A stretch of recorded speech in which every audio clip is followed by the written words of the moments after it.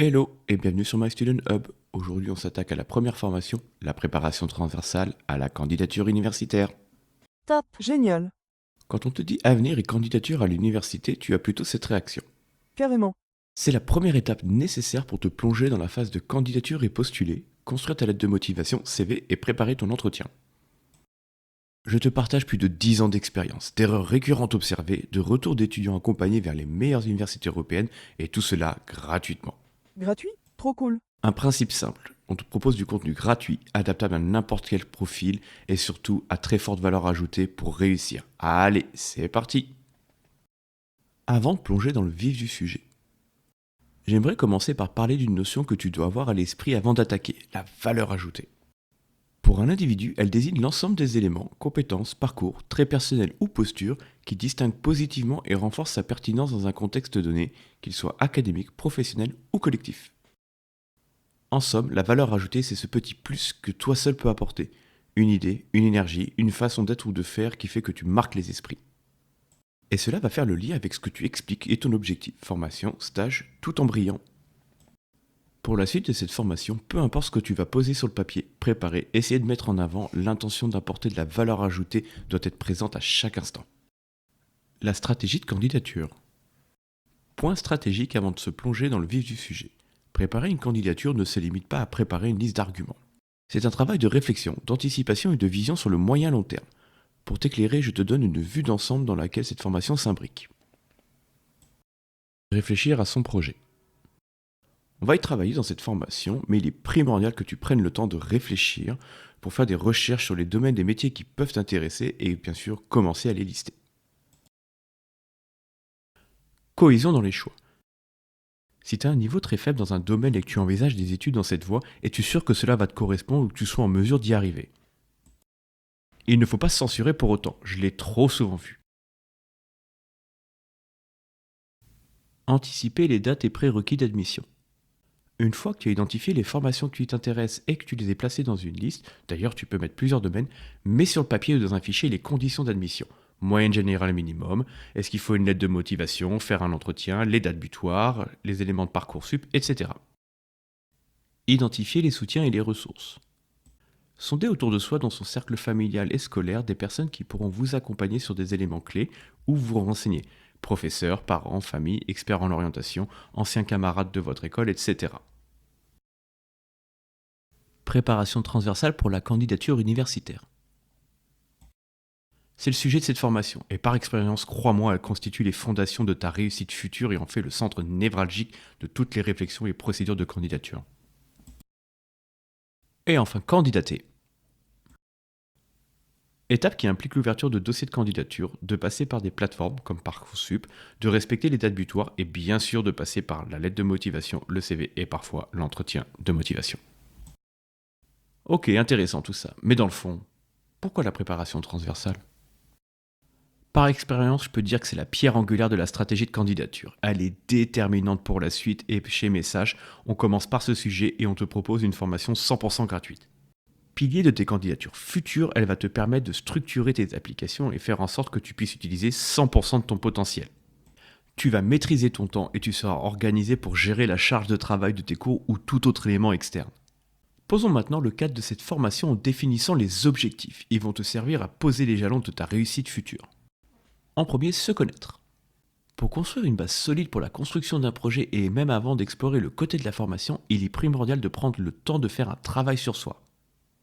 Il faut te mettre ici dans un état d'esprit orienté vers la construction.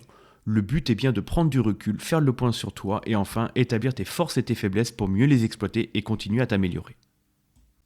En deux, être honnête. En lien avec le premier élément, il est capital d'être honnête avec soi-même. Cela veut dire mettre en avant ses qualités mais surtout accepter ses défauts. Avec ces bases, tu seras plus à même de réussir les défis qui t'attendent. Et bon, et Message est aussi là pour t'aider. D'ailleurs, au passage, l'un des secrets, c'est vraiment la préparation. 3. Se mettre en mode candidature. C'est un état d'esprit. Si tu regardes cette vidéo, c'est que tu as un moment clé de ta vie étudiante. C'est vraiment une période décisive pour ton avenir et tu dois rester concentré et garder ton objectif quel qu'il soit à l'esprit. Mais bon, ne te mets pas trop la pression, c'est contre-productif. Garde ça dans un coin de la tête et pense à faire le lien entre tes candidatures et ce que tu as fait, voire même ce que tu vas faire par la suite. 4. Faire le travail. But ultime de cette formation, c'est de mettre sur le papier ou sur ordinateur tous ces éléments de manière structurée et organisée. Ça va te permettre de poser les bases pour alimenter les états clés de la procédure de candidature, avec notre trio, la lettre de motivation, le CV et l'entretien. Au passage, tu vas réduire considérablement le stress et faire les choses dans l'ordre. Introduction des personnages.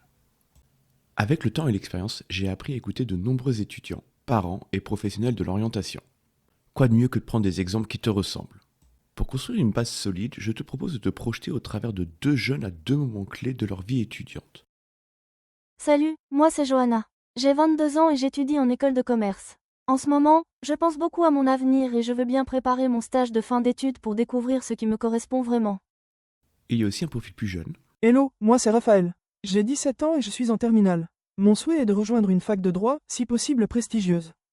3 étapes dans cette démarche. En premier, le but. Ici, on va décortiquer 2 profils de 2 niveaux d'études différents. Je souhaite que tu arrives à te projeter au travers d'exemples simples et concrets. La description est importante car les éléments présentés vont être utilisés par la suite et quelle que soit la nature, on va essayer ensemble de les tourner en faveur de l'étudiant. Donc, on te donne une méthodologie transposable à toi et à ton parcours, peu importe ce que tu as fait jusqu'à présent. En 2, les points clés. J'ai constitué une liste de points clés ou catégories qu'on va venir alimenter avec les caractéristiques propres de Johanna et de Raphaël, manière pour toi de mieux assimiler la méthodologie. En 3, le learning by doing, apprendre en faisant. Croisant mon expérience, la meilleure manière de comprendre et d'apprendre, c'est de faire. Je t'invite donc à prendre de quoi noter et à faire la même démarche pour ton profil, point par point, en utilisant les différents outils et techniques qu'on va couvrir ensemble. N'hésite pas à mettre en pause pour prendre le temps et créer la base future de tes candidatures. Allez, c'est parti, à toi de jouer. On fait une petite pause pour que je te présente My Student Hub. On te propose une expertise en productivité pour mieux apprendre et mieux gérer ton temps. On t'aide pour gérer ta candidature universitaire, entretien CV lettres. Et on partage nos ressources et outils, vidéos, fiches pratiques et encore plus. N'oublie pas de nous suivre sur les réseaux et de checker le site mystudenthub.io. Commençons par Johanna. Allez, afin de construire la candidature, on va passer ensemble en revue les différents éléments pour construire une base solide. Cela sera un tremplin pour la création d'une lettre de motivation, d'un CV ou encore pour l'entretien de motivation. Hello tout le monde. Salut Johanna. Hello, Johanna, 22 ans, c'est moi. étudiante en école de commerce à Paris. J'ai pris un personnage que je connais bien, ça vous aidera à comprendre la mise en pratique de ses compétences, expériences et surtout voir comment on peut mettre tout cela à profit au travers du vécu. Johanna est Présidente du club photo de mon école.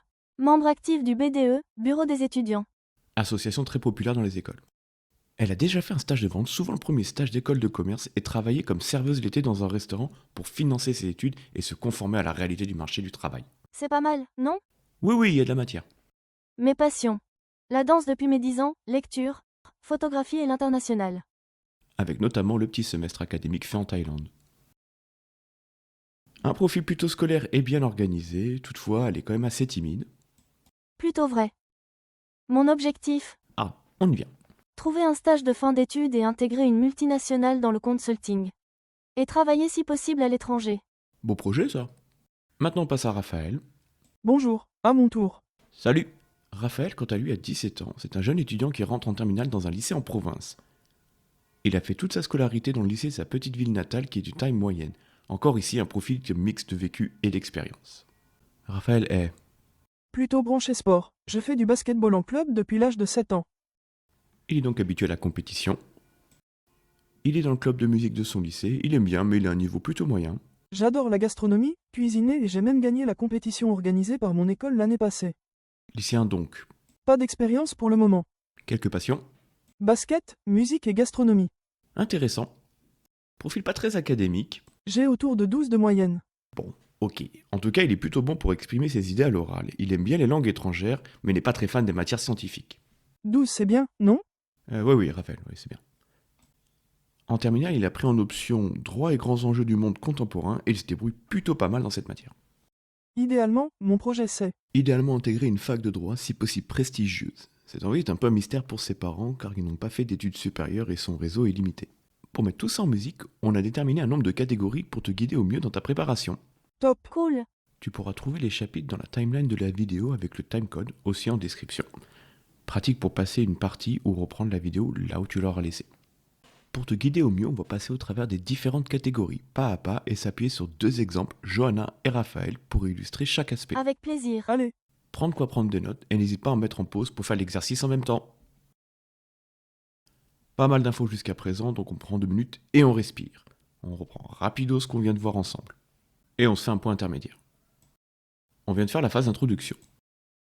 Premier élément clé, la valeur ajoutée. Il est primordial dans une démarche de valorisation de soi d'exploiter ses capacités ainsi que ses caractéristiques. On a vu la stratégie de candidature.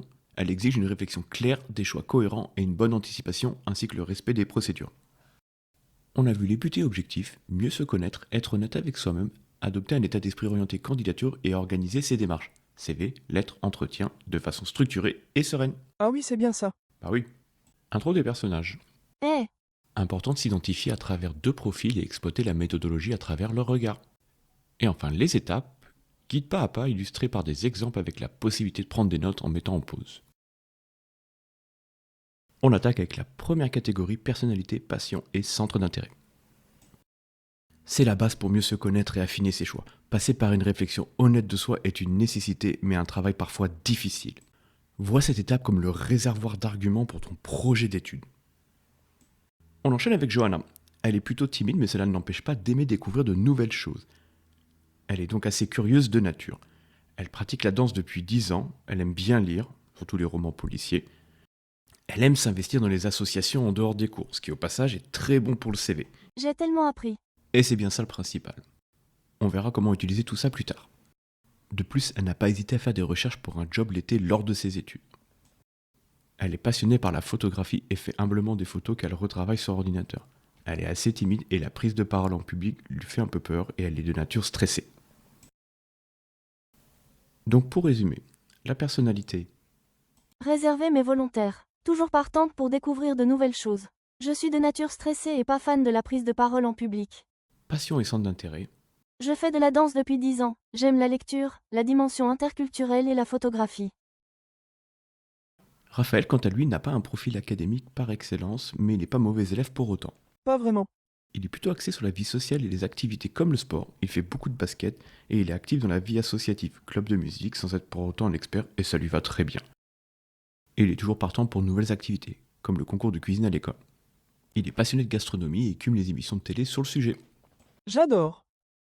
Sans être académique, il est plutôt doué pour parler en public même s'il manque parfois d'organisation. Si on se fait un petit récap, donc ça donne en personnalité, Je suis avenant, ouvert d'esprit et toujours partant pour de nouvelles aventures. Très bon orateur, je manque parfois d'organisation. J'aime également la compétition. passion et centre d'intérêt. Basket, musique et gastronomie. Allez, on passe au récap. Tu verras que pour chaque catégorie, je t'ai fait un truc assez cool avec des tout doux et des conseils pour la section. Faire un travail d'analyse de sa personnalité. Comme il est souvent difficile de s'auto-évaluer, n'hésite pas à demander autour de toi comment tu es perçu. La base. Il faudra aussi entamer un travail d'acceptation si certains aspects ne sont pas positifs. Cela fait partie du processus et nous allons y travailler ensemble dans cette formation. En conseil pratique, ça donne. Sois honnête avec toi-même, surtout sur les aspects à améliorer. N'hésite pas à confronter la perception que tu as de toi avec celle de ton entourage ou de tes professeurs. Accepte les critiques constructives comme des leviers pour progresser. Oui, merci. Préférence académique et parcours scolaire. Après avoir fait un travail sur soi, on va faire la même chose sur la partie scolaire. Le but, c'est vraiment de t'aider à faire le point de manière sincère pour utiliser les éléments qui vont ressortir par la suite. Tout aussi important, l'académique va fournir des éléments précieux qui vont t'aider à la construction de ton dossier, mais également t'aider à faire des choix d'orientation. Top, car c'est galère. Ça marche. Allez, on reprend avec Johanna. Là, C'est une élève studieuse et réservée. Elle a toujours eu une moyenne au-dessus de 15 au lycée et après dans le supérieur. Bon, ok. Raphaël, la moyenne, ça fait pas tout. J'en étais où? Ah oui, Johanna. Elle a un profil scientifique et a fait preuve de régularité dans le travail et dans la structure de l'organisation de ses révisions et des activités en dehors des cours. Elle participe aussi à des activités de groupe et de vie associative, mais sans pour autant se mettre en avant. En résumé, les préférences. matière scientifique avec un profil axé sur la logique. Je suis à l'aise en maths et dans les aspects rédactionnels de synthèse. Parcours académique. Plutôt studieuse, très scolaire et parmi les bons éléments de la classe. L'étudiante modèle en soi. Ça va. Allez, on continue avec ce que tu dois faire. Lister ses top 3 cours préférés. Maths, physique, SVT. 3 cours que tu préfères le moins. Philosophie, langue vivante 2, économie. Les caractéristiques positives, très organisé, régularité, bonne gestion du temps, travaux de groupe. Et les négatives, la gestion du stress. Je travaille dessus. C'est bien, c'est la bonne attitude à adopter. On rebascule sur Raphaël. On en a déjà parlé, mais Raphaël n'a pas un parcours très académique. Il fait ce qui doit être fait sans forcer. Il n'est pas très scientifique, mais il est intéressé et plutôt bon en économie et pour les langues étrangères. C'est bien, non? Oui, Raphaël, c'est bien, c'est bien. Il adore les projets de groupe et présenter devant la classe à l'oral. Il est plutôt intéressé par ce qui se passe en dehors de la salle de classe, comme le sport et la musique. Aussi, il est souvent limite quant au timing pour rendre les devoirs. Pour résumer côté Raphaël, les préférences économie, langue et droit. Pour le parcours académique, il est curieux mais pas très intéressé par l'école. Donc Raphaël, ça donne quoi? Top 3 matières. Anglais, économie et droit et grands enjeux du monde contemporain, DGEMC. Et les moins appréciés? Maths, SVT et physique. Mais quelle surprise! I. Enfin pour les caractéristiques positives, aisance à l'oral, capacité de travailler en groupe, curiosité naturelle. Et les négatives, mauvaise gestion du temps, peu de régularité, sauf en sport. L'habituel to-do et conseil. Le but ici est de lister les matières que tu préfères et d'expliquer ce que tu apprécies ou, au contraire, ce que tu n'aimes pas. Pas les maths. On avait saisi. C'est un indicateur fort pour construire la suite de ta préparation. Ta personnalité et tes appétences dans l'approche des choses, soft skills, sujet qu'on reprendra un peu plus loin d'ailleurs, sont aussi importantes pour les compétences académiques, hard skills. Les conseils pratiques. Listez ses top 3 cours préférés. Listez les 3 cours que tu préfères le moins. Identifie les caractéristiques où tu es à l'aise ou excelle, organisation, prise de parole en public, gestion du temps, etc. On fait grave une bonne équipe. Carrément. Expérience professionnelle, vie associative et activités extracurriculaires. Troisième catégorie qui constitue la base de la construction de ta préparation. Aussi important que les caractéristiques personnelles, scolaires ou académiques, tu vas trouver ici une mine d'or pour faire la différence et te préparer pour te mettre en avant. Au passage, je te partage un petit secret, qui peut le plus, peut le moins. En d'autres termes, je t'invite à prendre part à un maximum d'activités à l'école, vie associative, et en dehors de l'école, extrascolaire, professionnelle. Cela va te permettre d'enrichir ton CV et surtout de développer tes compétences. Je confirme. Merci Joanna.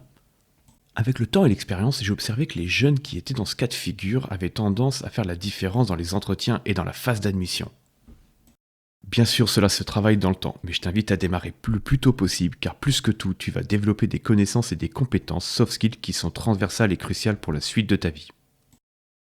Retour à la catégorie. Johanna est étudiante en école de commerce, elle a donc pu accumuler pas mal d'expérience. C'est un plus pour son CV, et elle va devoir mettre tout cela à contribution pour décrocher le stage de ses rêves. Passons au travers de ce qu'elle sait faire. Elle est présidente du club de photo de son école, c'est un rôle important avec des interactions avec la direction de l'école, l'organisation d'événements et la transmission de sa passion. Je suis membre actif du BDE. Je suis dans plusieurs associations, ce qui montre une forme d'implication en dehors des cours. J'ai aussi participé à l'organisation de différents événements pour la communauté étudiante. Elle a fait également un stage de vente ce qui implique la découverte de l'environnement corporate et de la relation clientèle. Job d'été comme serveuse, plusieurs mois l'été pour financer mes études et au passage me confronter à la réalité du marché du travail. Ça c'est excellent, franchement je vous encourage à le faire. Et le sport, plusieurs années de danse lui ont appris la rigueur. On fait une liste qui nous servira quand le moment opportun sera venu. Organisation, gérer le planning de l'association. Enseignement, adaptation au niveau de ses interlocuteurs. Compétences de vente pour convaincre. Gestion de clients difficile. Faire de longues heures et exercer un métier difficile. Travail en équipe. La gestion de projet. Effort pour financer ses études. Allez, on fait la même chose avec Raphaël. Youpi. Je ne t'ai pas oublié, Raphaël, je ne t'ai pas oublié. Raphaël est un profil intéressant car il est plus jeune et n'a pas encore d'expérience professionnelle, car il n'a pas 18 ans. J'entends souvent « Je n'ai pas d'expérience donc je ne peux pas avoir d'argument. » Faux. Je vais te montrer comment creuser pour sortir de la matière pour alimenter ta candidature. Il faut aborder la chose de manière structurée et réfléchie. Pour Raphaël, on a donc le sport, basketball depuis 10 ans environ. Il a occupé différents rôles dont celui de capitaine et c'est un sport d'équipe. Club de musique de l'école, découverte d'instruments, guitare, et participation dans la vie associative de l'école. Pas mon fort mais c'est plaisant. Gastronomie, grand centre d'intérêt pour lui grâce à l'influence familiale. Il a même poussé les choses vers la compétition avec celle organisée par l'école qu'il a d'ailleurs remportée. J'ai bien kiffé. Ce qu'il a appris. Travail en équipe avec le basket, capacité à gagner en collaboration. Régularité dans l'entraînement. Esprit de compétition, basket et gastronomie. Gestion du stress, compétition. Et l'envie d'apprendre, se confronter à une nouvelle discipline, musique, gastronomie et progresser. L'habituel to-do et conseil de section. Cette catégorie est souvent cruciale car elle permet de se démarquer, car c'est ici que les variations et la diversité sont les plus importantes. C'est ici que tu pourras extraire de la matière pour créer des arguments. Je t'invite à lister les activités en dehors des cours et à poser sur le papier ce que tu as appris. Type supplémentaire, tu peux également énumérer les difficultés que tu as rencontrées. En conseil, ça donne lister les activités passion, Faire un descriptif rapide de ce qu'elles contiennent en gardant la valeur ajoutée en tête. Expliquer brièvement ce que tu as appris. En bonus, tu peux parler des difficultés rencontrées. Cela sera utile plus tard.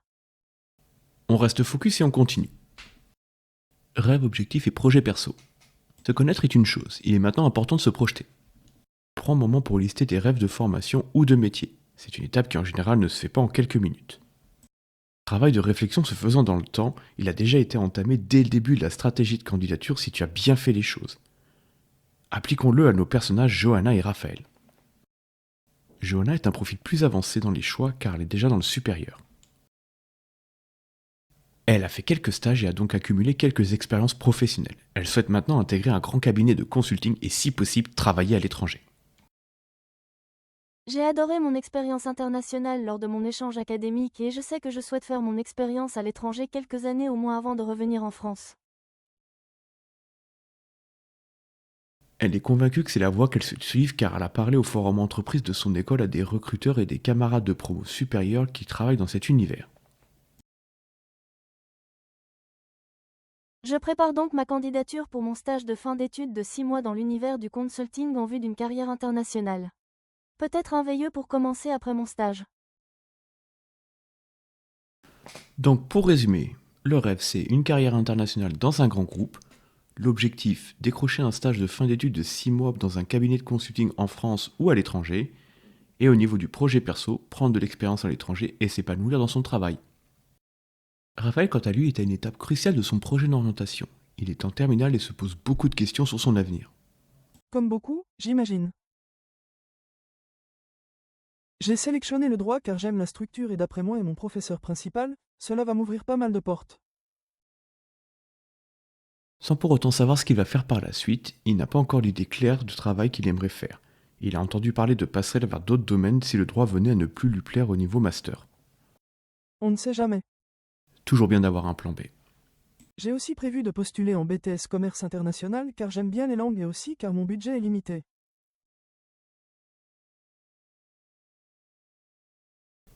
Le rêve c'est donc de trouver sa voie dans le droit ou dans un environnement international, cela reste à être peaufiné. L'objectif c'est de trouver la formation en adéquation avec ses compétences. Et enfin le projet perso, c'est un peu flou à ce stade, comme beaucoup de jeunes. Il a toutefois identifié que le droit serait une bonne option et il a aussi prévu un plan de secours sur Parcoursup. La to-do et les conseils. Prendre le temps de réfléchir, consulter et poser sur le papier ses rêves, son objectif, d'études et professionnel. Cela va t'aider à poser les bases pour compléter les autres catégories et à nourrir la réflexion ainsi que les recherches sur ton projet d'études. Les conseils pratiques. Anticiper et gérer le temps en fonction des dates butoirs, Parcoursup ou autre. Réfléchir à un projet cohérent et en adéquation avec ses compétences. Faire ses recherches et demander de l'aide à ses professeurs et son entourage ou des anciens de son école pour avoir un retour d'expérience. Tu dois aussi te faire ta propre idée et participer à des forums des métiers, des salons étudiants, des journées portes ouvertes, regarder le site de l'ONICEP en France, etc. Toute source d'information est bonne à exploiter. Et maintenant? Et maintenant on parle de la transposition. C'est quoi? On a passé en revue les différents aspects pour t'aider dans ta quête. D'ailleurs, tu les verras ci-dessous. Pour répondre à ta question, Raphaël, on va maintenant transposer les résultats de nos personnages dans les catégories qui vont être les réservoirs pour alimenter vos candidatures et les différentes étapes qui la composeraient. Lettres, CV, entretien, etc. Ah, ok. Avec ce travail de collecte et de traitement des éléments, vous serez prêt quand le moment viendra. Donc, moins de stress en phase de candidature et vous mettrez plus facilement en avant vos hard skills et vos soft skills. Hâte que tu nous parles des soft skills. On va y venir gentiment, mais avant cela, un petit point intermédiaire. Pour la phase d'introduction, tu peux te reporter au début de la vidéo ou alors tu peux mettre en pause si tu souhaites lire. On vient donc de passer au travers de la préparation par catégorie. Personnalité, passion et centre d'intérêt. La réflexion honnête sur soi, bien que parfois exigeante, est une étape essentielle pour mieux se connaître, affiner ses choix et nourrir ses projets d'études. Préférences académiques, parcours scolaire. Après le travail personnel, un bilan scolaire sincère permet d'identifier des éléments précieux pour construire ton dossier et orienter tes choix d'études. Expérience professionnelle, vie associative et activités extracurriculaires. Repose sur l'engagement dans diverses activités pour enrichir son CV, développer des compétences et se démarquer lors des admissions. Rêves, objectifs et projets personnels. Essentiel de se projeter en réfléchissant progressivement à ses rêves de formation ou de métier, comme illustré par Johanna et Raphaël. Les hard skills et les soft skills. Enfin, Eh oui, Raphaël, on y est. Les hard skills sont des compétences techniques que l'on peut acquérir au cours de formation, d'études, de stages ou d'expériences professionnelles. Elles concernent avant tout les savoir-faire. Elles doivent être complétées par les soft skills que nous approfondirons dans une prochaine catégorie. waouh, Je le savais. Ok. Maintenant, les soft skills. Ce sont des qualités personnelles qui permettent d'interagir efficacement et de manière harmonieuse avec les autres. Par exemple, la gestion du temps, la prise de parole en public, l'empathie, etc. Vu un peu plus tôt, à l'inverse, les hard skills désignent des compétences plus techniques et académiques. c'est bon, j'ai compris. Voilà. Après la phase d'analyse, il s'agit de regrouper les éléments en les catégorisant afin de pouvoir ensuite les utiliser à bon escient en fonction de tes besoins. Donc pour l'entretien ou une lettre de motivation. Absolument. Tu peux te reporter aux catégories précédentes pour te faire une idée de ce qui va suivre pour les personnages et commencer à réfléchir pour le compléter pour toi. On attaque avec Johanna sur les hard skills. Cool. Après, on passe en revue les soft skills et on fait pareil pour Raphaël. Et c'est parti. Esprit scientifique avec une approche logique et analytique des problèmes. Connaissances en commerce et en management, gestion, comptabilité, gestion de projet. Pas mal. Expérience en vente et relations clientèle, vente, s'adresser aux clients, etc. Gestion de projet, organisation et coordination d'initiatives associatives au BDE et au club photo. Côté soft skills, capacité d'organisation, démontrée à travers la gestion efficace des études et des engagements associatifs. Gestion du temps, forte implication dans la vie associative tout en respectant systématiquement les délais des projets. Capacité d'adaptation, semestre à l'étranger, avec les différents interlocuteurs. Travail en équipe, développé lors d'expériences associatives et de projets en business school. Et enfin résilience, aptitude à garder son calme face à des interlocuteurs exigeants, à tirer parti des erreurs et à rebondir efficacement. Et on passe à Raphaël en commençant par les hard skills. Profil à dominante économique davantage orienté vers les sciences sociales que scientifiques avec un parcours académique équilibré mais non exclusivement théorique. C'est bien dit. Centre d'intérêt varié, pratiques sportives, connaissances en musique et en gastronomie. Langues étrangères, bonne maîtrise scolaire de l'anglais.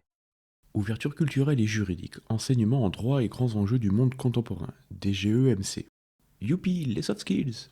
On a la prise de parole en public, bon orateur capable de convaincre à l'oral. Travail en équipe. Je suis impliqué dans la vie associative et sportive. Capacité d'apprentissage, autodidacte à développer seul ses connaissances en gastronomie et manifeste une forte soif d'apprendre. Esprit de compétition. Je suis motivé par les défis et ouvert à différents domaines. Les to-do et conseils de section. C'est à ce stade que s'opère le travail le plus important, la transformation et la classification entre soft skills et hard skills. Tu l'as sûrement déjà compris, en fonction de ton objectif, formation, stage, emploi, etc., tu pourras sélectionner les éléments qui te permettront de mettre en valeur ton profil et de les transformer en arguments convaincants. Conseils pratiques. Anticiper et gérer le temps en fonction des dates butoirs, Parcoursup ou autres. Réfléchir à un projet cohérent et en adéquation avec ses compétences. Faire ses recherches et demander de l'aide à des professeurs, à son entourage ou à des anciens de son école pour bénéficier d'un retour d'expérience. Tu dois aussi te faire ta propre idée en participant à des forums des métiers, des salons étudiants et des journées portes ouvertes et en consultant le site de l'ONICEP en France. Toute source d'information est bonne à exploiter. On maintient l'impression et on continue. Point fort et point d'amélioration. Ici, l'idée est d'aller dans le détail et de donner de la granularité dans les éléments synthétisés auparavant. Ah oui? Bien sûr, il faut comprendre que les deux profils sont jeunes et ont encore beaucoup à apprendre.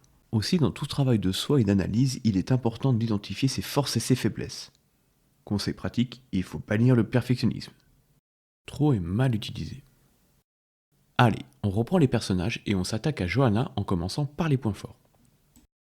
Parcours scolaire solide, esprit logique et scientifique, investissement dans la vie associative, ouverture à l'international. Bonne organisation. Capacité d'adaptation. Gestion efficace du temps. Compétences en gestion de projet. Aptitude au travail en équipe. Côté point faible, ça donne gestion du stress. Un point négatif, lorsqu'il est bien géré, peut devenir un véritable levier de progression. Johanna a pleinement conscience de cette difficulté et adopte une attitude proactive. Elle expérimente des solutions, applique des techniques dans différents contextes et bénéficie d'un accompagnement spécialisé. Ce cheminement, encore en cours, illustre sa capacité à transformer un point faible en levier de développement personnel et professionnel, un aspect souvent apprécié en entretien. Et on rebascule sur Raphaël, en commençant par les points forts. Autodidacte, curieux, bon orateur, esprit d'équipe, esprit de compétition. Pas mal tout ça. Et si on parlait des points faibles, enfin d'amélioration. Gestion du temps, manque de régularité. Pour Raphaël, sa difficulté à gérer son temps, une fois reconnu et travaillé, peut devenir un levier d'organisation et de progression. Cas un peu différent, Raphaël, de nature réservée, n'a pas voulu admettre facilement cette difficulté. C'est son professeur principal qui l'a relevé lors d'un échange sur son projet d'études. Celui-ci lui a suggéré de faire des recherches sur le sujet et lui a donné quelques conseils pratiques. Il a également insisté sur le fait que l'effort devait venir de lui, en commençant par une meilleure organisation, notamment en rendant ses devoirs dans les délais. Bon, ok. La traditionnelle to-do. Je t'invite à dresser la liste des points forts et des points faibles en ajoutant pour chacun une brève description. Évaluer ses faiblesses n'est jamais simple. Tu peux demander à ton entourage, parents, amis, professeur principal, etc., de t'indiquer tes points d'amélioration. Cette confrontation à la réalité n'est pas toujours agréable, mais elle est précieuse. Plus tu feras cet exercice tôt, plus tu pourras progresser.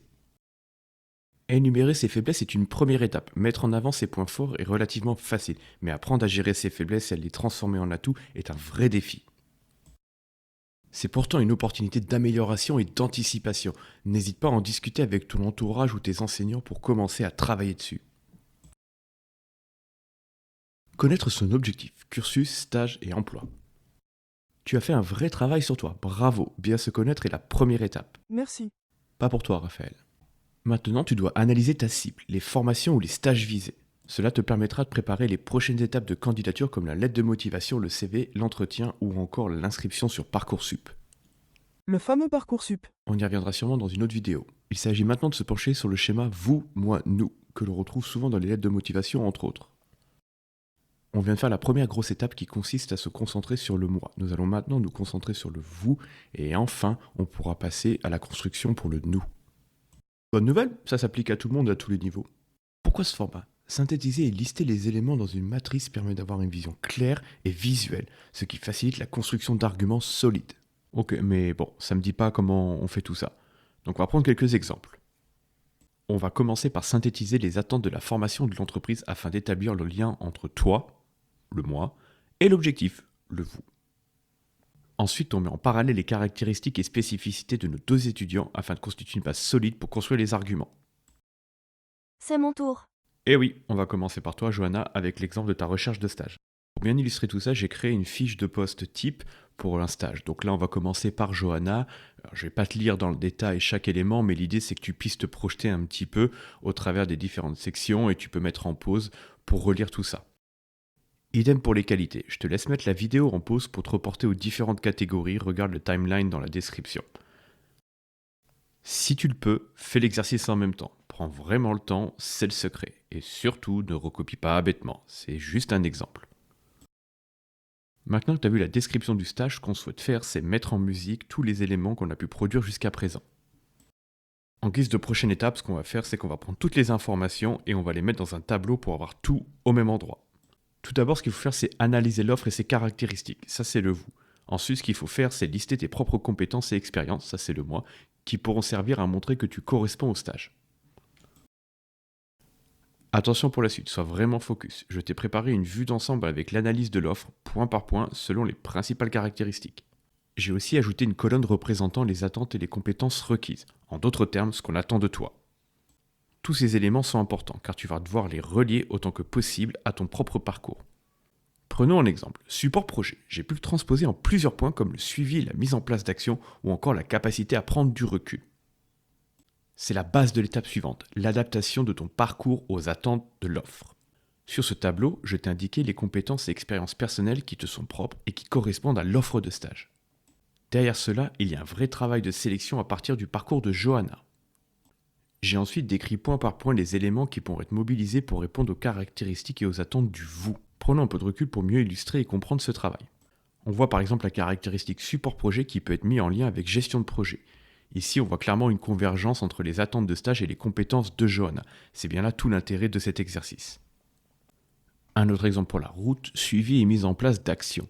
Là, par exemple, on fait référence au respect des délais, gestion du temps, des cahiers des charges, budget, objectifs et des projets associatifs menés par Johanna pendant sa scolarité.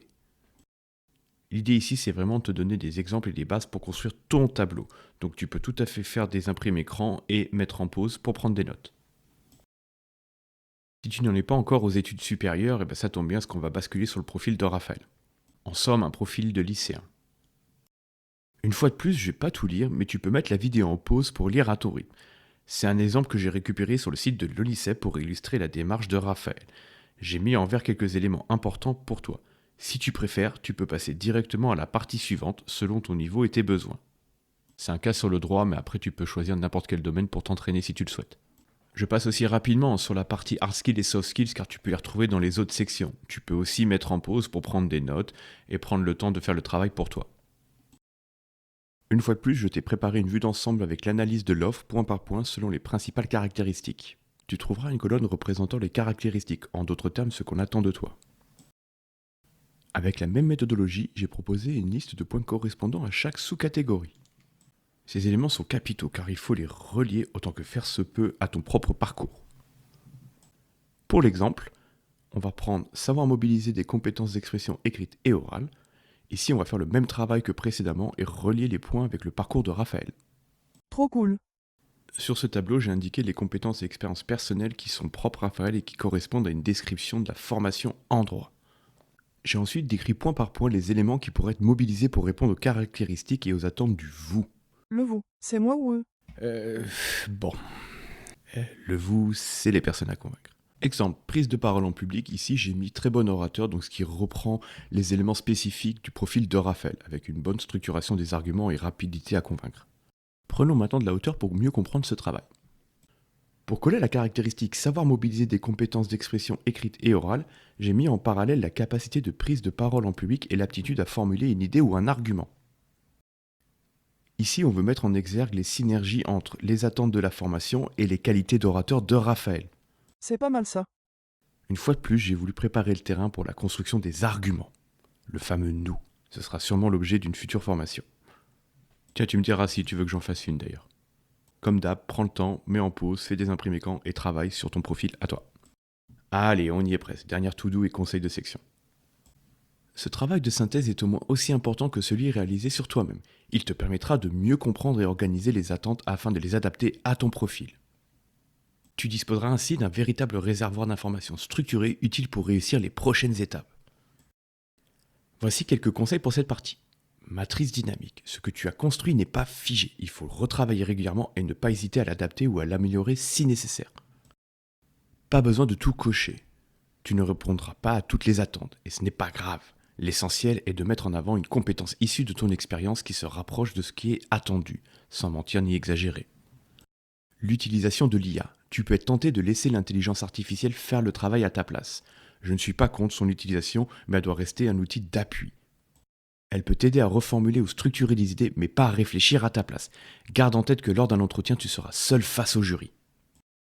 Et enfin, formulation des arguments. Tu aimerais sûrement que je te montre comment construire tes arguments. Cela fera l'objet d'une formation consacrée à l'entretien et à la lettre de motivation.